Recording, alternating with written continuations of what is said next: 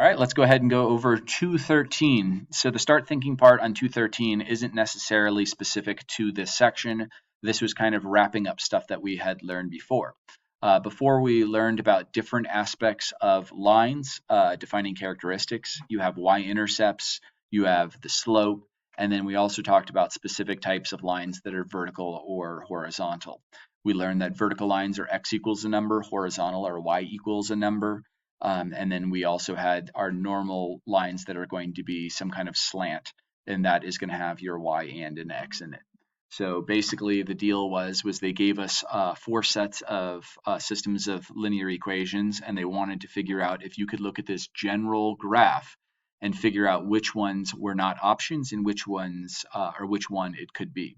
So when we looked at the first one, we see that you have a vertical line, which is good because you're supposed to have a vertical line, meaning you have the x equals a number, but it's x equals -5. So that doesn't make sense for this because it's the vertical line's not in the negatives. That doesn't work.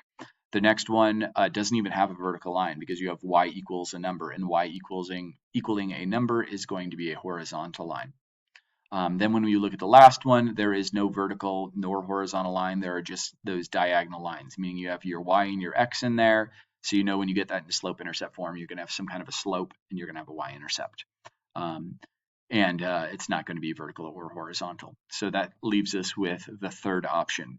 When you look at this, this all makes sense because you have, when you solve that top equation, you get x equals 8/3, which is a vertical line going through 8/3, which that could be this. If you get the bottom one into slope-intercept form, you're going to have a y-intercept of 15, positive 15, which makes sense, and your slope would be -3 when you got rid of the 3x on the left. And this does have a negative slope going down from left to right. So that all makes sense. The main reason for us doing this was just making sure that you knew what the defining characteristics of a line were and be able to use process of elimination to figure out which system makes sense. Now, the next thing I had students do was they needed to go over and solve by graphing, but they weren't allowed to use Desmos. So when you go over and you try to solve this system by graphing, and you have a y-intercept of 5, and then you're going down 2 over 3, and you have a y-intercept of 1, and you're going up 4 over 1, you end up getting an intersection, which makes sense. So there is a solution. It's just in this really weird place. It's not at a nice, pretty point, a nice cross section. So with that, we realized that there are limitations of solving by graphing, especially when you don't have Desmos to use. So the intersection here exists. We just have no idea what that number is. We can't get to, we're not able to use the graphing method to find out an accurate answer. The other issue that you could have when you're solving by graphing is that the intersection is just so far off. It's at like 35, 172. It's just so far off. Not a huge issue if you have Desmos because you just zoom out and then zoom in to where the intersection is, but it is a problem if you're trying to solve by graphing by hand. Make sure that you guys know how to graph by hand and you know how to use your slope to follow your points. In this case, you went down 2 over 3 and then down 2 over 3 again. I wanted to bring up the concept of an algebraic method of solving systems of linear equations. So I gave the students these two equations, 2x minus 6 and x equals 2, and then we went through these questions. What is true about a point if it is a solution to a system of linear equations? And we realized that meant that it makes both of the equations true. Then when we went over and looked at hint number 2, it says what is a solution for the first equation, or sorry, for equation B, and the only number that would make x equals 2 true would be 2. What that tells me is that 2 needs to also be what x is in the top equation. And I said, what could we possibly do with the x equals 2? The student said, go ahead and put it into the top equation. That made sense. We substituted it in, hence why we're calling this substitution.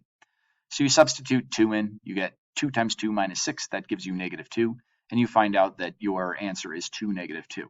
If you solve this by graphing on Desmos or by hand, you would have had an intersection at 2, -2.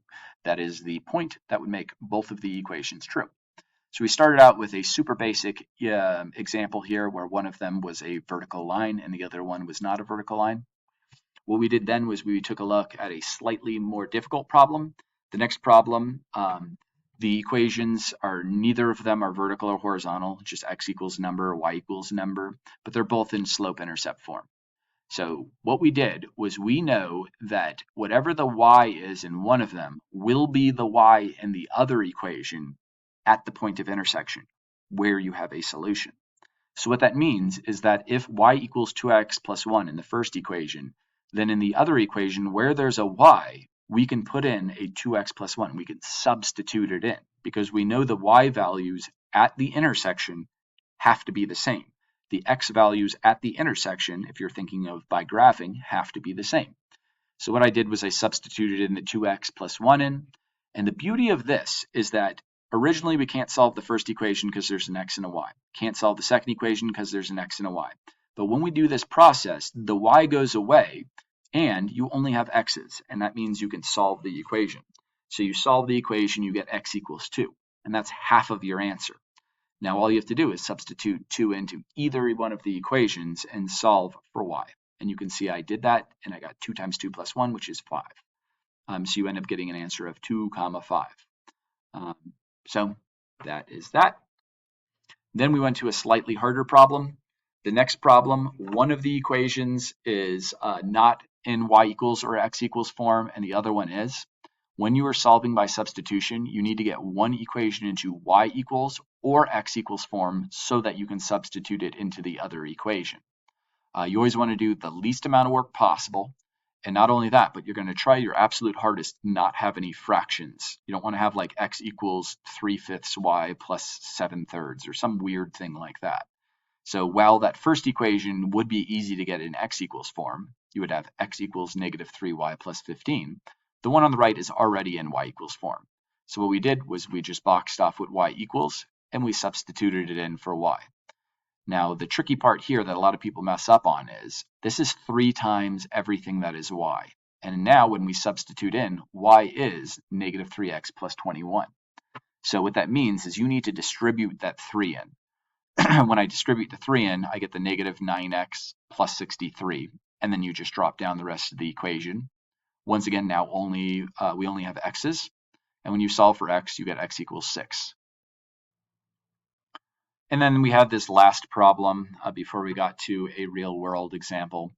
And for this one, the whole point of putting this in was to show what it looks like when your answer is some ugly fraction. Not only that, but when we look at these two equations, neither of them are already in x equals nor y equals form. So we're going to have to get one of them in x equals form and one of them into y equals form. If you look at the equation on the right and you try to get it into x equals form, you will end up with ugly fractions. I can do it in my head. I know it's going to be x equals 2/5y plus 7/5. Ugh, I don't want to substitute that into the other equation. If I solve for y, I'm going to end up with y equals 5/2 x plus 7/2, which I don't want to deal with. So my point is you can look at your two equations and kind of do it in your head and figure out if there's any way to solve for x or y so that you do not end up with fractions in your equation. And what we found is that the first equation, if you get that thing into y equals form, you do not end up with any fractions, which is nice. So we ended up getting that left equation into y equals -2x plus 4 form. That's into slope-intercept form. And then I grabbed it and I substituted in for y in the other equation.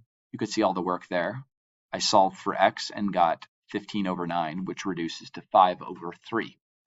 Now, not a friendly answer, but what can you do? We then got that 5/3 and we substituted it into either one of the equations. I decided to substitute it into the equation after I had changed it, the left one. And when you solved, you end up getting 2/3. In class, we had talked about how to use your graphing calculator to work with fractions for you, which is kind of nice. Now, this last problem was a lot like a problem we've already done, talking about almonds and chocolate chips being bought from the bulk store. $5.50 a pound for almonds, $3.25 for chocolate chips, buying 4 pounds total, buying $15 worth. Now, the ones that I've given you so far have always had nice answers, like 3 pounds of almonds, 2 pounds of chocolate chips. They were never like really ugly answers. I intentionally made this in a way so that when you solve, you end up getting ugly answers. When you look at your two equations you made, x plus y equals 4, and then the 5.5x plus 3.25y equals 15, the equation that you want to work with is the left one, because that's going to not result in ugly fractions, whether you get it in x equals or y equals form. It doesn't matter. You can see I got it into y equals form, 4 minus x, substituted into the other equation, making sure to distribute, and I ended up getting an answer of 8/9 of a pound. When you have 8/9, you sub it back in to whichever equation is easier, which is the left one, and you end up getting your answer of 3 1/9. Once again, in class, we talked about how to use a graphing calculator to do that for you. The last problem was just saying, how would you do this if you also had tax? And what I did was you still have x plus y equals 4, but on the other side, instead of just 5.5x plus 3.25y, you also have to have tax. And the way you do tax is you do 8% of what you spent. So the 8% is the 0.08, and what you spent is that 5.5x plus 3.25y. So that was that other part of the equation. And that's all going to equal 15. You could go over and pop that into Desmos if you wanted to try to find out what your answer would be. So the issue with Desmos is that I have not tinkered with it enough to see if you can have it give your answers as fractions rather than decimals. Now, I wanted to give you guys 4 problems, one super easy, one easier, one medium, and one hard problem. So the easy problem, you already have one of them in y equals x equals form. It's y equals 1. You can substitute into the other equation, solve for x, and then once you have x, you just substitute it back in to find out what y is. Well, you don't even have to substitute in because you know y is 1. So that one was not too hard. You get 5/3 in 1. The next one was already in y equals form, so you can just box it off and sub in for y. When you have that, you solve, you get x equals 2, and then you can substitute that 2 into either of the equations, and it spits out a 9. The next one was a little bit more challenging, C. One of them already is in y equals form, so I boxed that off and substituted into the other one. The main reason for me putting this problem is that you need to distribute. You can see you get negative 6x plus 26, and when you solve, you end up getting 4. Once you have that 4, you just substitute it back in and get your answer. Just like the hard one we just did in our notes, in this one, I intentionally made it so you could only solve for x or y in one of the equations where you don't end up with ugly fractions. And what it was the top equation solving for y, you do not end up having ugly fractions. Anything else you do, you will end up with some fractions. So you can see I got the top one into y equals form, y equals negative 2x plus 4. I substituted into the other one, making sure to distribute. I solved, got 9/7, substitute 9/7 back in, and got my answer of 10/7. Now on this problem number 2, I give an equation y equals 2x plus 3, and I say, hey, I already know a solution for this. It's 1, 5. If you substitute 1 in for x, you get 5 for y. And I said, all I want you to do is come up with any other equation that also has a solution of 1, 5. I wanted you guys to play teacher and see how I make these equations where you can solve them and I know what the answer is. So the equation I came up with was y equals x plus 4. Because when you substitute in 1 for x and 5 for y, it does make that true. You guys must have most likely had something different. But basically what that means is if I gave you those 2 equations and I said, solve this by graphing or by substitution, you would get an answer of 1, 5. I basically made the problem around the answer. Kind of cool. Next one says Tommy sells hats for $10 a piece and he gives away scarves. This is a little bit new for us because now he's not making money. He's giving things away. It says for each scarf he gives away, he loses $5. In the end, he makes a total of $95 and sells or gives away 14 items. How much of each item does he sell during the day? Write 2 equations for the situation. So we know he's making $10 for every hat, 10x. He's losing, so minus 5 times the number of scarves, minus 5y, and he makes $95. Altogether, it's x plus y equals 14. Those are your 2 equations. The next problem just says pop those into Desmos and then find out where your intersection is solving by graphing. And when you solve this by graphing, you end up getting 11 hats, 3 scarves. And it says show your work to check your answer. 10 times 11 is 110 minus that 15 bucks does give you 95. So we know that that does work, and 11 plus 3 does give you 14 total items. On this one, it asks you to get it into slope-intercept form. You can't really graph effectively in slope-intercept form if you cannot get it into slope-intercept form. So the first one, you just had to subtract 2x from both sides, then divide everything by 5. The next one, you subtract 3x from both sides and divide by -1. And the last one, you subtract 3x from both sides and divide by -5 on everything. On this last problem here, it says, here are the graphs of the two equations for the system of linear equations. Are these points going to make one of them true, both of them true, or neither of them? We know that if a point is on the line, it makes the equation true. If it's not on the line, it does not make the equation true. So since 1, 1 is not on either line, it makes neither of them true. -1, -2 is on one of the lines, it will make one of them true. And 1, 4 is on both of the lines, that's where the intersection is. It's going to make both of the equations true. Without even having to substitute back into the equations, we know it makes both of them true. All right, thanks for watching. Bye.